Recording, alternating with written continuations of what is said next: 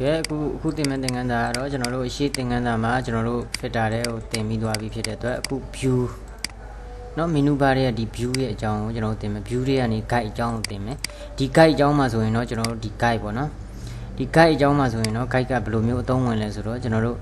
ဒီလိုညီညီညာညာဖြစ်အောင်လို့မြင်းလေးတွေဆွဲပြီးတော့ကျွန်တော်တို့တပ်ပုံတွေကိုပဲချိန် logo တွေကိုဆွဲတဲ့နေရာသုံးတယ် CD cover တွေဆွဲတဲ့နေရာမှာ CD sticker တွေကပ်ဖို့ဆွဲတဲ့နေရာတွေမှာအသုံးပြုပါတယ်အသုံးပြုများပါတယ်နောက်တစ်ခုကကျွန်တော်တို့စာရေးမယ်ဆိုရင်လည်းဒီ guideline လေးတွေကိုကိုလိုချင်လိုမျိုးမြင်ညောင်းလေးတွေဖော်ပြီးတော့ကျွန်တော်တို့ရေးလို့ရပါတယ် okay ဒါဆိုရင်ကျွန်တော်တို့ file ကိုသွားမယ် new ကိုသွားမယ်သွားပြီးတော့ကျွန်တော်တို့ဒီနေရာမှာ photo site ကိုတစ်ချက်ယူလိုက်မယ်2လက်မှတ်3လက်မှတ် site ကိုကျွန်တော်ယူလာတယ်ယူထားပြီးရင်ပုံလေးကိုနည်းနည်းချဲ့လိုက်ပါမောင်ရဲ့ဘိန်းလုံးလေးနဲ့ပထမသင်ခန်းစာမှာတင်ထားပြီးပါပြီเนาะ okay ဒီလိုချဲ့လိုက်မယ်ချဲ့ပြီးပါပြီဆိုရင်ကျွန်တော် view ကိုသွားမယ် view ကိုသွားပြီးတော့ new guide ဆိုတာကိုနှိပ်မယ် new guide နေတာဒီနေရာမှာကျွန်တော်တို့က 50%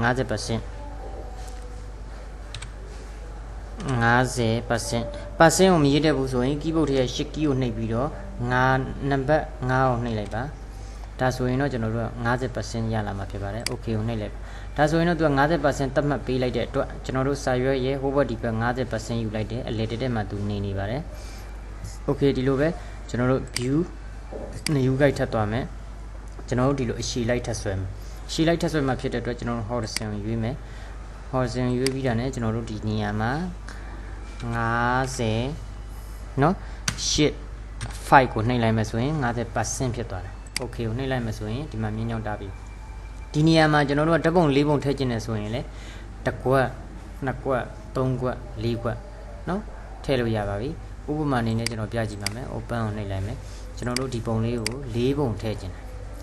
ဒီမှာ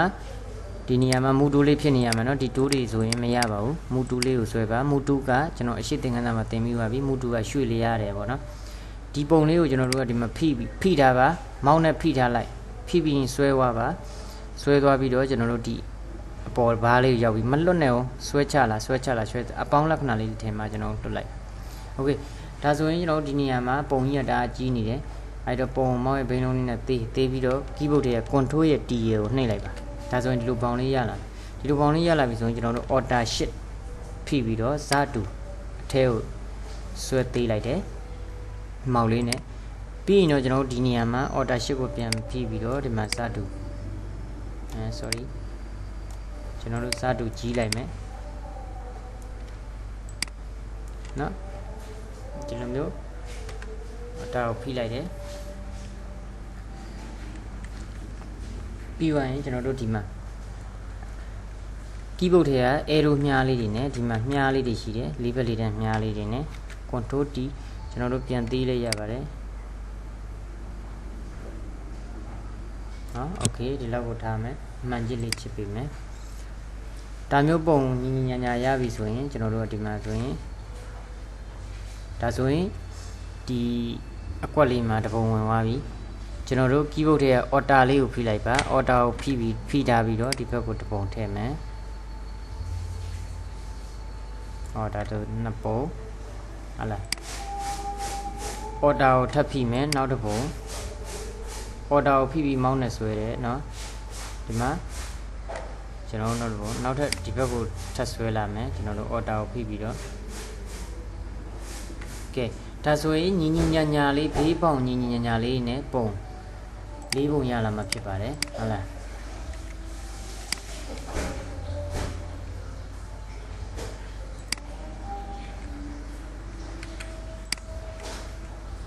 နော်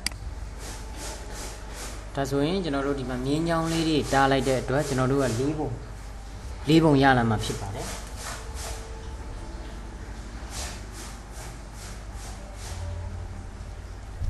နော်ဒီလိုမျိုး၄ပုံရလာမယ်โอเค control order z ပြန်နှိပ်တယ်ကျွန်တော်ကဒါနမူနာလေးဖြစ်ပြောပြတာပါဒီလိုမျိုးလုပ်တဲ့နေရာတွေမှာအသုံးဝင်တဲ့အကြောင်းကိုကျွန်တော်ပြောပြပေးတာဖြစ်ပါတယ်အဲဒီတော့ကျွန်တော်တို့နောက်ထပ်ဒီဘေးတွေကိုပါထပ်ပြီးတော့ကျွန်တော်တို့မြင်းချောင်းလေးတွေကွတ်ချင်တယ်ဆိုရင်ဒီလို guideline လေးတွေဖော်ချင်တယ်ပေါ့နော်ဖော်ချင်တယ်ဆိုရင်တော့ကျွန်တော်တို့နောက်ထပ် view ကိုသွားတယ် new guide ကိုသွားတယ်သွားပြီးရင်ဒီနေရာမှာ 1% ရိုက်ထည့်တယ်ဒီ percent ကိုရိုက်တဲ့နေရာမှာ8 key ကိုခံပြီးတော့နံပါတ်5ကိုရိုက်ပါ5ကိုရိုက်ပါဒါဆိုရင် percent ဖြစ်ပါတယ်ဒါဆိုရင်ဒီမှာ guide ကဒီလို guideline လေးရလာပြီနောက်တော့ view new guide horizon ကိုရွေးတယ်เนาะပြီးသွားရင်1% ပေါ့နော် okay ကိုနှိပ်တယ်ဟောဒါဆိုရင်အပေါ်အောက်ရလာပြီ okay ဒါပြီးပြီဆိုရင်နောက်ထပ်တစ်ချက်ဒီဘက်နဲ့ဒီအောက်နဲ့ကြံတယ်ဒီဘက်နဲ့ဒီအောက်နဲ့ကြံတာကိုကျတော့ view ကိုသွားမယ် new guide ကိုပဲထပ်သွားတယ်ကျွန်တော်တို့ဒီနေရာမှာ 99% ကိုရိုက်ပြရပါတယ်99% okay ဒီမှာထပ်ပေါ်လာပြီဒီအောက်ကိုလည်းဒီလိုပဲ view ကိုသွားတယ် new ကိုသွားတယ်ဒီ horizon ကိုရွေးတယ်ရွေးပြီးသွားရင်ကျွန်တော်တို့ 99% ပြီးရင် okay ကိုနှိပ်တယ်ဒါဆိုရင်ကျွန်တော်တို့ guideline လေးတွေရလာမှာဖြစ်ပါတယ်ဒီနေရာမှာကိုလိုချင်လိုမျိုး40 50ဟုတ်လား30 20 10အကုန်လုံးညင်ညောင်းလေးတွေဆွဲပြီးလို့ရပါတယ်ဒါကတော့ပြီးရင်ကျွန်တော်တို့ဒီကိုဆွဲထားတဲ့မြင်းညောင်းထဲမှာပဲဓာတ်ပုံတွေကိုပဲဆွဲထည့်တယ်เนาะစာပိုက်လေးတွေပဲဆွဲထည့်တယ်ကြိုက်တဲ့ဟာလေးပေါ့เนาะပုံလေးတွေဘယ်ပုံလေးတွေမဆိုဆွဲထည့်နိုင်ပါတယ်စာရေးလို့ရပါတယ်နောက်ထပ်ကျွန်တော်တို့ logo ဆွဲမယ်ဆိုရင်လည်းမှာပေါ့เนาะ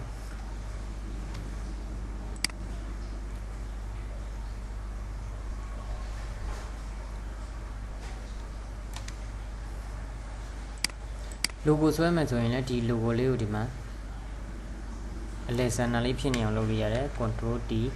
ဟလာကျွန်တော်တို့ဒီမှာကြည့်မယ်ဟော under ဒါဆိုရင်ကျွန်တော်တို့ပုံလေးရဒီမှာဒါဆိုအလဲဆန်နာလေးဖြစ်နေပါပြီဟုတ်လားဒီလိုမျိုးယူတဲ့အခါမှာကျွန်တော်တို့ဒီအဝိုင်းလေးတွေဆွဲတဲ့နေရာမှာကျွန်တော်တို့အသုံးပြုပါတယ်နော်ဘယ်လိုနေရာမှာပဲအသုံးပြုအဆင်ပြေပါတယ်ဒီ guideline လေးတွေဆွဲတဲ့နေရာ okay ဒါဆိုရင်တော့ကျန်တဲ့သင်ခန်းစာတွေကိုကျွန်တော်တို့လေ့လာကြည့်